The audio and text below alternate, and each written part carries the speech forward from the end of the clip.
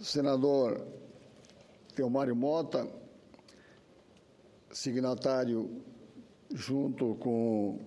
o senador Eumano Ferrer e o deputado Paz Landim desta sessão, queria saudar também a presidenta nacional do PTB, a deputada federal Cristiane Brasil, o deputado federal do nosso partido do Rio Grande do Sul, Afonso Mota, e o presidente do Instituto João Goulart, seu pai, João Vicente Goulart. Queria saudar também aqui, que nos honra com as suas presenças, o deputado federal Pedro Fernandes, a representante da República do Paraguai, senhora ministra Cíntia Filártiga, o ministro conselheiro da Embaixada de Angola, senhor José Pinto, o representante político da Embaixada de Cuba, o nosso amigo Rafael Fernandes, o representante da Central Única dos Trabalhadores, CUT Nacional e secretário-geral da CUT Brasília, senhor José Rodrigo Costa e Silva, o nosso companheiro, amigo, José Augusto Ribeiro, autor da trilogia Era Vargas, relançada agora no decorrer desse mês passado, e o autor do livro João Goulart, O Tabu da Ditadura, escrito pelo senhor Chico Castro. Queria saudar a todas e a todos os senadores, senadoras, deputados federais, deputadas federais e todos quantos nos prestigiam, companheiros do nosso partido e que estão nesta sessão solene importante, especialmente no momento em que estamos vivendo e que representa a história e a participação do mais ilustre dos brasileiros que sonhou, e não só sonhou, contribuiu de maneira decisiva para que nós pudéssemos chegar ao ponto em que chegamos e que não só ao que chegamos, ao que seremos no futuro, na medida em que entendermos que a dedicação de Vargas e de tantos quantos o seguiram buscavam sempre construir a justiça social, a igualdade, a democracia e o socialismo. Perguntado certa oportunidade pela imprensa, a qual das tendências políticas Getúlio se filiaria? Ele disse, de todas quantas eu conheço, aquela que mais me aproximo é do socialismo. E a sua vida foi uma vida intensa dedicada à busca da justiça, da democracia e da liberdade. Os oradores que me antecederam aqui enumeraram todas as ações, toda a sua vida buscando a construção deste objetivo. Ele se preocupou, primeiramente, em implantar no Brasil uma infraestrutura capaz de permitir que nós, em cima dessa infraestrutura, construíssemos aquilo que é fundamental, que é a democracia econômica, que é a democracia política e a democracia social. Então, é desnecessário que aqui mais um orador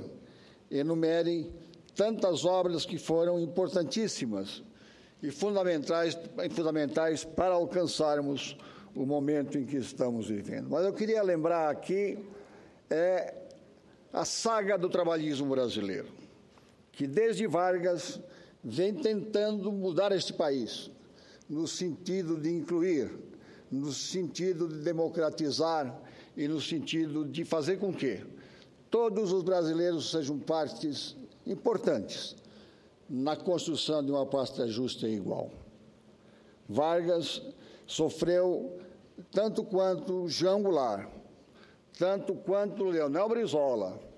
tanto quanto Dilma Rousseff, uma campanha intensiva de tantos quantos querem impedir que o Brasil se avance, que o Brasil se democratize. Lembram, e a história registra, que na véspera do seu suicídio,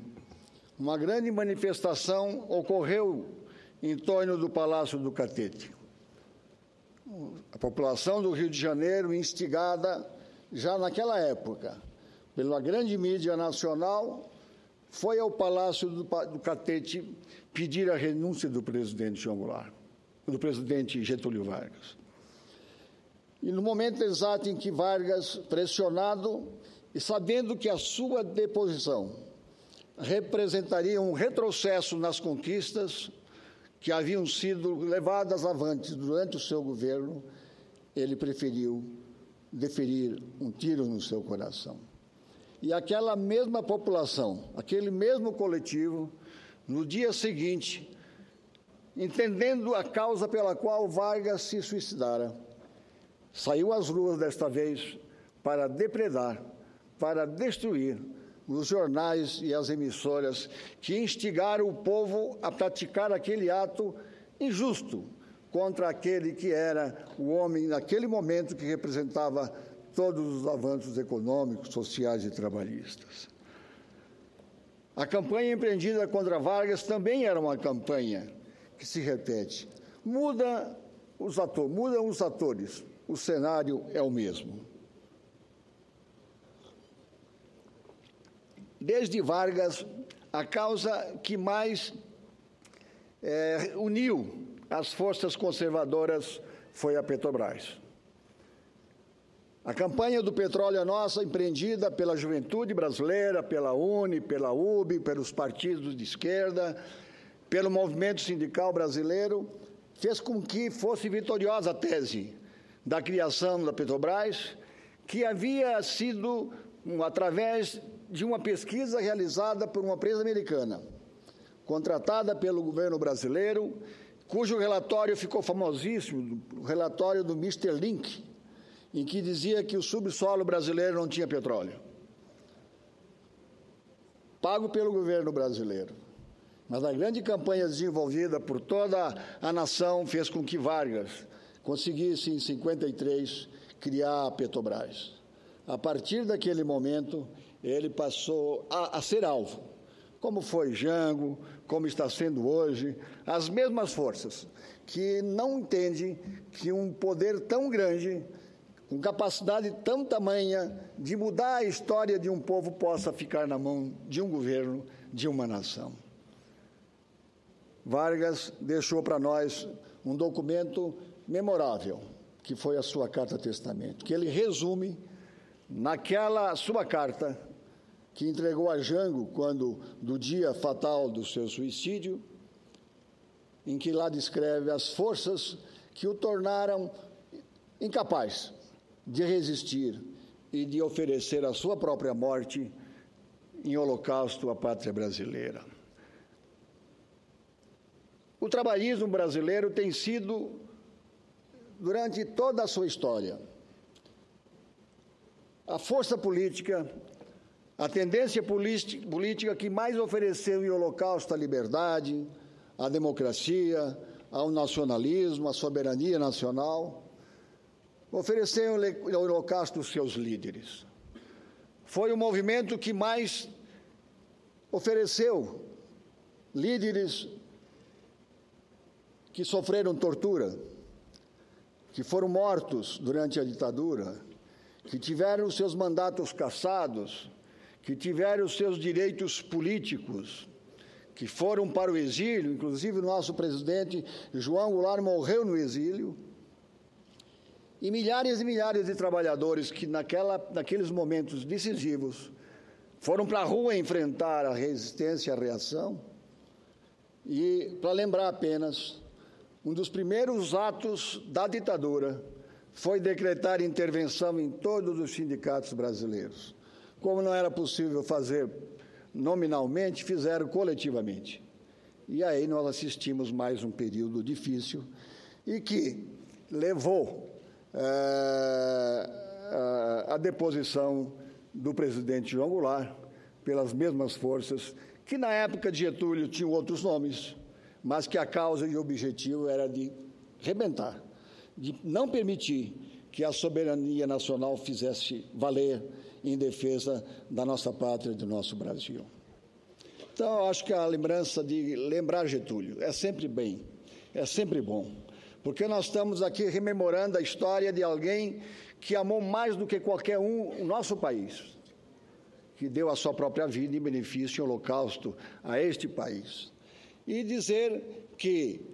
temos que estar atentos às forças democráticas, às forças nacionalistas, devem estar sempre preocupadas para evitar, como ocorre ainda hoje, a pregação ostensiva, como se fazia em 64, pela ruptura do regime democrático, pela suspensão das liberdades democráticas. Em 64, hoje, nós denunciamos isso durante muito tempo, e com a liberação dos documentos que os Estados Unidos, de 20 e 25 anos, determina pela sua Constituição, a sua liberação, nós vamos lá e assistimos, e lemos hoje, assistimos e escutamos o embaixador Lincoln Gordon conversando com o presidente Kennedy, depois da morte do presidente Kennedy com o presidente Lyndon Johnson, pedindo o envio de tropas, de armas para o Brasil, através de submarinos que não podiam conter as armas americanas, e publicamente aqui no Brasil, junto com lideranças militares, de lideranças da direita, publicamente defendiam a deposição do presidente João Goulart. Então, nós queríamos aqui, nesse momento importante da vida brasileira, de que vivemos momentos importantes diante do crescimento, do avanço e da construção daqueles objetivos que Vargas defendia, que é a inclusão social, que é a geração de emprego, com salários dignos, com a inclusão de pobres no mercado consumidor, de construção de um país onde nós buscássemos aqueles que ainda não tiveram a oportunidade de alcançar dias melhores, situações melhores, qualidade de emprego melhor. Então, esse momento em que Vargas nos traz essa lembrança, nós trabalhistas reiteramos que estaremos sempre atentos, sempre solidários com os trabalhadores. Nós temos lado que é ao lado dos trabalhadores e queremos, junto com eles, trabalhadores, avançar com a liberdade que a democracia oferece, porque só a liberdade permite que os avanços sejam obtidos. Na paz, porque só na paz é que é possível você avançar e progredir.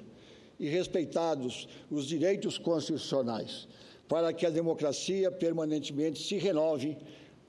melhore, purifique e que cada vez mais brasileiros possam fazer parte dela, decidindo no coletivo qual o melhor destino para o nosso país.